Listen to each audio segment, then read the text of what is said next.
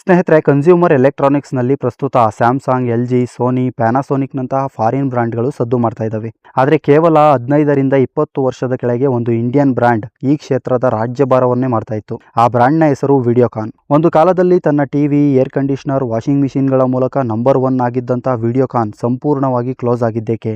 ಇಡೀ ಭಾರತ ಪೂರ್ತಿ ತನ್ನದೇ ಆದಂಥ ಸಿಮ್ ಕಾರ್ಡ್ ಮತ್ತು DTHನ ಮೂಲಕ ಸದ್ದು ಮಾಡಿದ್ದ ವಿಡಿಯೋಕಾನ್ನ ಪತನಕ್ಕೆ ಕಾರಣವಾದಂಥ ಅಂಶಗಳನ್ನ ಈ ವಿಡಿಯೋದಲ್ಲಿ ತಿಳಿಯೋಣ. ಚಾನಲ್ಗೆ ಸಬ್ಸ್ಕ್ರೈಬ್ ಆಗಿ ಬೆಲ್ ಐಕಾನ್ ಕ್ಲಿಕ್ ಮಾಡೋದಕ್ಕೆ ಮರಿಬೇಡಿ. ಕತೆ ಆರಂಭ ಆಗೋದು 1955ರ ಮಹಾರಾಷ್ಟ್ರದ ಔರಂಗಾಬಾದ್ನಲ್ಲಿದ್ದಂತಹ ನಂದಲಾಲ್ ಅವರಿಂದ. ಆ ಸಂದರ್ಭದಲ್ಲಿ ಸಕ್ಕರೆ ಕಾರ್ಖಾನೆ ಒಂದು ಹೊಸ ರೀತಿಯ ಬಿಸ್ನೆಸ್ ಆಗಿತ್ತು. ಆ ವ್ಯವಹಾರದಿಂದ ನಂದಲಾಲ್ ಸಾಕಷ್ಟು ಆದಾಯವನ್ನ ಕಂಡ್ರು. ತಮಗೆ ವಯಸ್ಸಾದ ನಂತರ ತಮ್ಮ ವ್ಯವಹಾರವನ್ನ ತನ್ನ ಮಗ ವೇಣುಗೋಪಾಲ್ಗೆ ವಹಿಸಿದ್ರು. ಆಗ್ಲೂ ಕೂಡ ಬಿಸ್ನೆಸ್ ಚೆನ್ನಾಗೇ ನಡೀತಿತ್ತು. ಆದ್ರೆ ವೇಣುಗೋಪಾಲ್ ಅವರಿಗೆ ಹೊಸದೇನಾದ್ರೂ ಮಾಡಬೇಕು ಅನ್ನುವಂತ ಹಂಬಲ ಹೆಚ್ಚಾಗಿತ್ತು. ಹೀಗಾಗಿ 1986ರಲ್ಲಿ ಅಧಿಗಮ್ ಟ್ರೇಡರ್ಸ್ ಅನ್ನುವಂತ ಹೊಸ ಕಂಪನಿಯನ್ನ ಸ್ಥಾಪಿಸಿ ಅದರ ಮೂಲಕ ಪೇಪರ್ ಟ್ಯೂಬ್ ಗಳನ್ನ ತಯಾರಿಸ್ತಾ ಇದ್ರು. ಮೂಲತಃ ಇಂಜಿನಿಯರ್ ಆಗಿದ್ದಂತಹ ವೇಣುಗೋಪಾಲ್ ಎಲೆಕ್ಟ್ರಿಕ್ ಮಾರ್ಕೆಟ್ ನ ಮೇಲೆ ಒಂದು ಕಣ್ಣಿಟ್ಟಿದ್ರು. ಇದರಿಂದ ಅವರಿಗೆ 1980ರಿಂದ ಭಾರತದಲ್ಲಿ ಕಲರ್ ಟಿವಿಗೆ ಹೆಚ್ಚಿನ ಬೇಡಿಕೆ ಇರೋದು ಗಮನಕ್ಕೆ ಬಂದಿತ್ತು. ಆಗ ತಾನೇ ದೂರದರ್ಶನ ಕೂಡ ವೈಟ್ ಅಂಡ್ ಬ್ಲಾಕ್ ನಿಂದ ಕಲರ್ಗೆ ಬದಲಾಗಿತ್ತು. ಈ ಬದಲಾವಣೆಗಳನ್ನ ಗಮನಿಸಿ ವೇಣುಗೋಪಾಲ್ ಕಲರ್ ಟಿವಿಗಳಿಗೆ ಬಳಸ್ತಿದ್ದಂತಹ ಪಿಕ್ಚರ್ ಟ್ಯೂಬ್ ಗಳನ್ನ ತಯಾರಿಸೋದಕ್ಕೆ ಆರಂಭಿಸಿದ್ರು. ಇದು ಅವರಿಗೆ ದೊಡ್ಡ ಯಶಸ್ಸನ್ನ ಕೊಟ್ಟಿದ್ರಿಂದ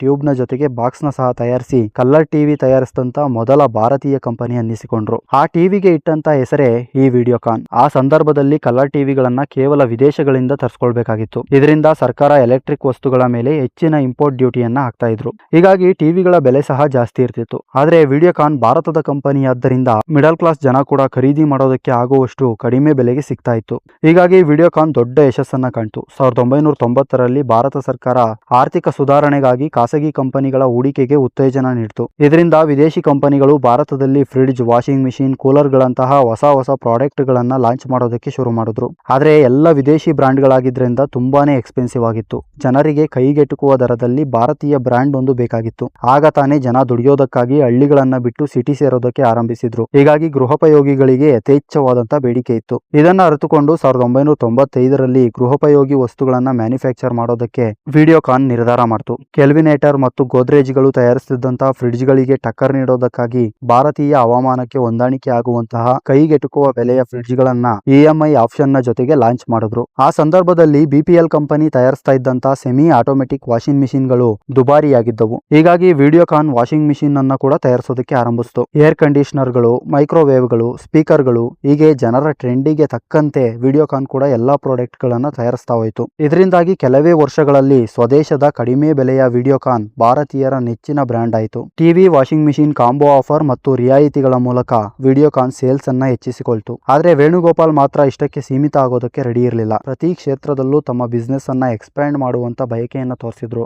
ಇದು ಅವರ ಪತನಕ್ಕೆ ಕಾರಣ ಆಗಬಹುದು ಅನ್ನುವಂತ ಕಲ್ಪನೆ ಸಹ ಅವರಿಗಿರಲಿಲ್ಲ. 1990ರಿಂದ 2000ರವರೆಗೆ ಭಾರತದಲ್ಲಿ ಕ್ರೂಡ್ ಆಯಿಲ್ ನ ಬೆಲೆ ಯಥೇಚ್ಛವಾಗಿ ಜಾಸ್ತಿ ಆಯಿತು. ಹೀಗಾಗಿ ಸರ್ಕಾರ ನ್ಯೂ ಎಕ್ಸ್ಪ್ಲೋರೇಷನ್ ಲೈಸೆನ್ಸಿಂಗ್ ಪಾಲಿಸಿಯ ಮೂಲಕ ಆಯಿಲ್ ಮತ್ತು ಗ್ಯಾಸ್ ವಿಭಾಗಕ್ಕೆ ಖಾಸಗಿ ಕಂಪನಿಗಳಿಗೆ ಅನುಮತಿಯನ್ನ ನೀಡಿತು. ವಿಡಿಯೋಕಾನ್ ಈ ಕ್ಷೇತ್ರದಲ್ಲಿ ದೊಡ್ಡ ಮಟ್ಟದ ಬಂಡವಾಳವನ್ನು ಹೂಡಿಕೆ ಮಾಡಿತು. ಇದರ ಜೊತೆಗೆ 2007 ಮತ್ತು 2008ರಲ್ಲಿ ಟೆಲಿಫೋನ್ ಕ್ಷೇತ್ರದಲ್ಲಿ ದೊಡ್ಡ ಬದಲಾವಣೆ ಉಂಟಾಯಿತು. ಮೊಬೈಲ್ ಖರೀದಿ ಹೆಚ್ಚಾಗಿದ್ದರಿಂದ ಏರ್ಟೆಲ್, ರಿಲಯನ್ಸ್, ಟಾಟಾ, ಐಡಿಯಾ ಕಂಪನಿಯ ಸಿಮ್ ಕಾರ್ಡ್ಗಳು ಹೆಚ್ಚಿನ ಬೇಡಿಕೆಗೆ ಬಂತು. ಇದನ್ನ ಗಮನಿಸಿ ವೇಣುಗೋಪಾಲ್ ಕೂಡ ವಿಡಿಯೋಕಾನ್ ಹೆಸರಿನಲ್ಲಿ 2G ಟೆಲಿಕಾಂ ಲೈಸೆನ್ಸ್ ಅನ್ನ ಪಡೆದುಕೊಂಡು ದೇಶಾದ್ಯಂತ ನೆಟ್ವರ್ಕ್ ಗಳನ್ನ ಸ್ಥಾಪಿಸಿ ಸಾಕಷ್ಟು ಹಣವನ್ನ ಖರ್ಚು ಮಾಡಿ ಪ್ರಚಾರನ ಸಹ ಮಾಡಿದ್ರು. ಕೊನೆಗೆ 2009ರಲ್ಲಿ ಟೆಲಿಕಾಂ ಕ್ಷೇತ್ರದಲ್ಲಿ ಕೂಡ ಲಾಂಚ್ ಆದ್ರು. ನಂತರ DTH ಕ್ಷೇತ್ರಕ್ಕೆ ಕಾಲಿಟ್ರು. 2009ರಲ್ಲಿ ಕೇಬಲ್ ಟಿವಿಗಳಿಂದ ಉಂಟಾಗಿದ್ದಂತಹ ಸಮಸ್ಯೆಗಳಿಂದ ಬೇಸತ್ತಿದ್ದ ಜನ DTHಗೆ ಬದಲಾಗ್ತಾ ಇದ್ದಿದ್ರಿಂದ ವಿಡಿಯೋಕಾನ್ D2H ಕಡಿಮೆ ಬೆಲೆಗೆ ತಮ್ಮದೇ ಆದಂತಹ ಸೆಟಪ್ ಬಾಕ್ಸ್ ನ ಜೊತೆಗೆ DTH ಸರ್ವಿಸ್ ಅನ್ನ ನೀಡಿ 4K ಅಲ್ಟ್ರಾ HD ಸರ್ವಿಸ್ ನೀಡಿದಂತ ಮೊದಲ ಕಂಪನಿ ಅನ್ನಿಸಿಕೊಂಡಿತ್ತು. ಪ್ರಾದೇಶಿಕ ಭಾಷೆ,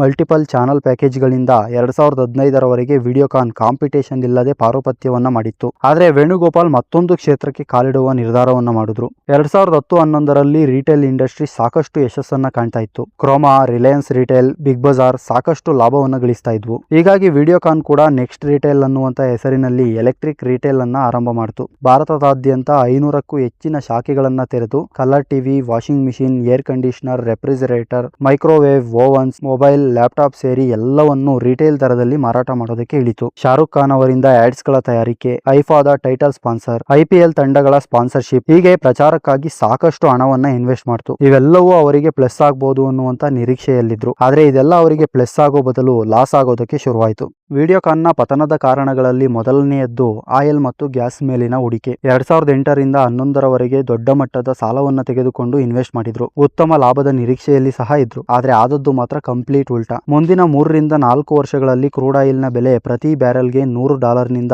$30ಗೆ ಇಳಿಕೆ ಆಗೋಯ್ತು. ಕೇವಲ ಇದೊಂದು ಸೆಕ್ಟರ್ಗಾಗಿಯೇ 22,000 ಕೋಟಿ ಸಾಲವನ್ನು ತೆಗೆದುಕೊಂಡಿದ್ದಂತಹ ವಿಡಿಯೋಕಾನ್ ಆಯಿಲ್ ಎಕ್ಸ್ಪ್ಲೋರೇಷನ್ ಬಡ್ಡಿಯನ್ನ ಸಹ ಕಟ್ಟೋದಕ್ಕಾಗದೆ ಈ ಬಿಸ್ನೆಸ್ ಅನ್ನ 2019ರಲ್ಲಿ ಸಂಪೂರ್ಣವಾಗಿ ಕ್ಲೋಸ್ ಮಾಡಿದ್ರು. ಇನ್ನು ಟೆಲಿಕಾಂ ಸೆಕ್ಟರ್ ನಲ್ಲಿ 2008ರಲ್ಲಿ ಬಯಲಾದಂತಹ 2G ಸ್ಕ್ಯಾಮ್ ನಲ್ಲಿ ಸರಿಯಾಗಿ ಆಕ್ಷನ್ ನಡೆಸದೆ ಲೈಸೆನ್ಸ್ ಅನ್ನ ನೀಡಲಾಗಿದೆ ಅನ್ನುವಂತಹ ಆರೋಪದ ಅಡಿಯಲ್ಲಿ ವಿಡಿಯೋಕಾನ್ ಸೇರಿದಂತೆ 121 ಕಂಪನಿಗಳ ಲೈಸೆನ್ಸ್ ಅನ್ನ ರದ್ದು ಮಾಡಲಾಯಿತು. ಈಗಾಗಲೇ ಸಾಕಷ್ಟು ಹಣವನ್ನ ಟೆಲಿಕಾಂ ಮೇಲೆ ಹೂಡಿಕೆ ಮಾಡಿದ್ದಂತಹ ವಿಡಿಯೋಕಾನ್ ಹೊಸ ಲೈಸೆನ್ಸ್ಗೆ ಹಣ ಇಲ್ಲದೆ ತನ್ನ ಟೆಲಿಕಾಂ ಕಂಪನಿಯನ್ನ ಏರ್ಟೆಲ್ ಕಂಪನಿಗೆ ಮಾರಾಟ ಮಾಡಿದ್ರು. DTH ವಿಚಾರಕ್ಕೆ ಬಂದ್ರೆ ಆರಂಭದಲ್ಲಿ ಅಭೂತಪೂರ್ವವಾದಂತಹ ಯಶಸ್ಸನ್ನ ಗಳಿಸಿದ್ದಂತಹ ವಿಡಿಯೋಕಾನ್ ಕ್ರಮೇಣವಾಗಿ ಟಾಟಾ ಸ್ಕೈ ಮತ್ತು ಡಿಶ್ ಟಿವಿಗಳಿಗೆ ಕಾಂಪಿಟೇಷನ್ ನೀಡೋದಕ್ಕೆ ಸಾಧ್ಯ ಆಗಲಿಲ್ಲ. ವಿಡಿಯೋಕಾನ್ಗಿಂತ ಕಡಿಮೆ ಬೆಲೆಗೆ ಉತ್ತಮ ಸರ್ವಿಸ್ ಅನ್ನ ನೀಡೋದಕ್ಕೆ ಆರಂಭಿಸಿದ್ದರಿಂದ ಜನ ಟಾಟಾ ಸ್ಕೈ ಮತ್ತು ಡಿಶ್ ಟಿವಿ ಕಡೆಗೆ ಮುಖ ಮಾಡಿದ್ರು. 2016ರಲ್ಲಿ ಜಿಯೋ ಕಂಪನಿ ಬಂದಿದ್ದರಿಂದ ಇಂಟರ್ನೆಟ್ ಬಳಕೆ ಹೆಚ್ಚಾಗಿ OTT ಪ್ಲಾಟ್ಫಾರ್ಮ್ಗಳು ಟಿವಿ ನೋಡುವವರ ಸಂಖ್ಯೆಯನ್ನ ಕಡಿಮೆ ಮಾಡಿತು. ಹೀಗಾಗಿ 2018ರಲ್ಲಿ ವಿಡಿಯೋಕಾನ್ D2H ಅನ್ನ ಡಿಶ್ ಟಿವಿ ಜೊತೆಗೆ ಮರ್ಜ್ ಮಾಡಲಾಯಿತು. ನಂತರ ರಿಟೇಲ್ ಬಿಸ್ನೆಸ್ ನ ಬಗ್ಗೆ ಬರೋದಾದ್ರೆ ಅದರ ಆರಂಭ ಕೂಡ ಅಷ್ಟೇನು ಯಶಸ್ವಿಯಾಗಲಿಲ್ಲ. ಜೊತೆಗೆ ಅದಾಗಲೇ ಮಾರುಕಟ್ಟೆಯಲ್ಲಿ ಆನ್ಲೈನ್ ಪ್ಲಾಟ್ಫಾರ್ಮ್ಗಳಾದಂತಹ ಫ್ಲಿಪ್ಕಾರ್ಟ್ ಮತ್ತು ಅಮೆಜಾನ್ ಸಾಕಷ್ಟು ಮುಂಚೂಣಿಯಲ್ಲಿದ್ವು. ಹೀಗಾಗಿ ಇವರ ರಿಟೇಲ್ ಶಾಪ್ ಲಾಭವನ್ನ ತಂದುಕೊಡ್ಲಿಲ್ಲ. ಇದೆಲ್ಲ ಬಿಡಿ, ಇದೆಲ್ಲ ಇವರ ಸೈಡ್ ಬಿಸ್ನೆಸ್. ಹಾಗಿದ್ರೆ ಇವರ ಮೇನ್ ಬಿಸ್ನೆಸ್ ಆಗಿದ್ದಂತ ಕನ್ಸ್ಯೂಮರ್ ಎಲೆಕ್ಟ್ರಾನಿಕ್ಸ್ ನ ಕಥೆ ಏನು ಅಂತ ಕೇಳೋದಾದ್ರೆ 2005ರ ನಂತರ ಭಾರತಕ್ಕೆ ಕಾಲಿಟ್ಟಂತ ಕೊರಿಯನ್ ಮತ್ತು ಜಪಾನ್ ವಸ್ತುಗಳು ಸದ್ದು ಮಾಡೋದಕ್ಕೆ ಆರಂಭಿಸಿದ್ವು. ಸ್ಯಾಮ್ಸಂಗ್ ಮತ್ತು LG ಹೊಸ ಆವಿಷ್ಕಾರಗಳ ಜೊತೆಗೆ inverter AC, smart washing machine, LCD ಟಿವಿಗಳು, LED ಟಿವಿಗಳು ಜನರನ್ನ ಅಪ್ಡೇಟ್ ಆಗೋದಕ್ಕೆ ಫೋರ್ಸ್ ಮಾಡ್ತಾ ಇದ್ವು. ಆದ್ರೆ ವಿಡಿಯೋಕಾನ್ ಮಾತ್ರ ಇನ್ನೂ ತನ್ನ ಸಾಂಪ್ರದಾಯಿಕ ಟೆಕ್ನಾಲಜಿಯನ್ನೇ ನಂಬ್ಕೊಂಡಿತ್ತು. ಇನ್ಫ್ಯಾಕ್ಟ್ ಅಪ್ಡೇಟ್ ಆಗೋದಕ್ಕೆ ಹಣ ಕೂಡ ಇರಲಿಲ್ಲ. 2010ರ ನಂತರ ಬಂದಂತಹ ಸ್ಲಿಮ್ ಟಿವಿಗಳು ವಿಡಿಯೋಕಾನ್ ಅನ್ನ ಸಂಪೂರ್ಣ ಓಬಿರಾಯನ ಕಾಲದ್ದು ಅನ್ನಿಸಿಬಿಡ್ತು. ಹೀಗಾಗಿ ಜನ ವಿಡಿಯೋಕಾನ್ ಅನ್ನ ಖರೀದಿ ಮಾಡುವುದನ್ನೇ ನಿಲ್ಲಿಸಿದ್ರು. ಇದರಿಂದಾಗಿ 2019ರ ಹೊತ್ತಿಗೆ ಟಿವಿ, ಫ್ರಿಡ್ಜ್, ವಾಷಿಂಗ್ ಮಿಷಿನ್ ಹೀಗೆ ಒಂದರ ಹಿಂದೆ ಒಂದರಂತೆ ಎಲ್ಲಾ ಫ್ಯಾಕ್ಟರಿಗಳನ್ನ ಮುಚ್ಚಬೇಕಾಯಿತು. ಹೀಗಾಗಿ ಸಾಲ ತೀರಿಸೋದಕ್ಕಾಗದೆ ಲಾಭನೂ ಇಲ್ಲದೆ 2020ರಲ್ಲಿ ವೇದಾಂತ ಗ್ರೂಪ್ ಕೇವಲ 2,962 ಕೋಟಿಗೆ ವಿಡಿಯೋಕಾನ್ ಕಂಪನಿಯನ್ನ ಖರೀದಿ ಮಾಡಿತು. ಸ್ನೇಹಿತರೆ, ಒಂದು ಕಾಲದಲ್ಲಿ $1 ಬಿಲಿಯನ್ ಗಳಿಕೆ ಮಾಡುತ್ತಿದ್ದಂತಹ ವಿಡಿಯೋಕಾನ್ ಈಗ ಕೇವಲ ಹೆಸರಾಗಿ ಉಳಿದುಕೊಂಡಿದೆ. ನೀವು ಕೂಡ ವಿಡಿಯೋಕಾನ್ನ ಯಾವುದಾದ್ರೂ ವಸ್ತುಗಳನ್ನ ಖರೀದಿ ಮಾಡಿದ್ರಾ? ಕಮೆಂಟ್ ಬಾಕ್ಸ್ ನಲ್ಲಿ ತಿಳಿಸಿ.